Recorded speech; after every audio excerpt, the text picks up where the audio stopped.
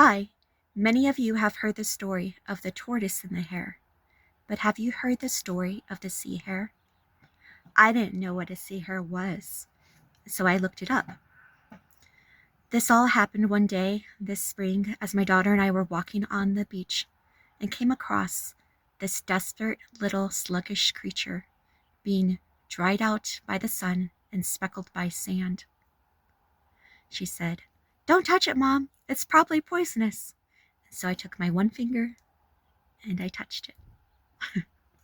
Because I figured if I just touch it with one finger, then one finger will get stung and not my whole hand, or I don't know. That was just my logic. And so after I touched it with my one finger and figured out that it just felt basically like jello, I scooped it up with my hands and I took it out into the water. But that little sea hare didn't make that much progress initially. It struggled against the current.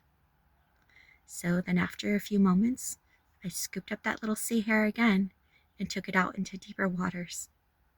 It was at that moment that the sea hare found its freedom and was able to float away like a little butterfly, little ocean butterfly.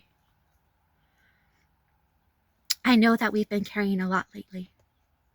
I don't know if you've been feeling stressed. I know I've been feeling stressed. I've had numerous requests from multiple resources, requests that I feel like I may never be able to meet. So all I can do is point people to the one who can meet their needs, and that's Jesus. Sometimes I feel like that little sea hare fighting against the current of life. These feelings also often come when I feel pushback or criticism, words of discouragement, discouraging words like, "You'll never make it. Who do you think you are?" I keep getting swept back towards shore by the waves without making much progress. But a lot of times that's like our Christian life. We have to wait to allow the Lord to carry us out into deeper waters.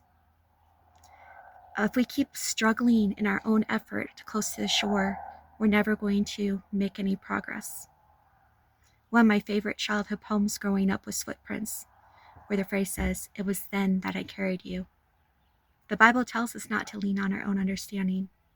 Martin Luther said, "If we in our own strength confide, our striving would be losing." So today I want to encourage you to count your blessings.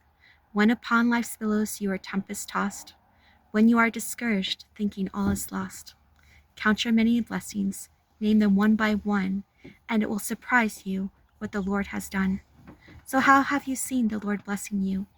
How have you seen God giving you the victory in things that just seemed impossible in your own strength, in your own striving? God bless you. I hope you have a good day. May you keep your eyes on Jesus.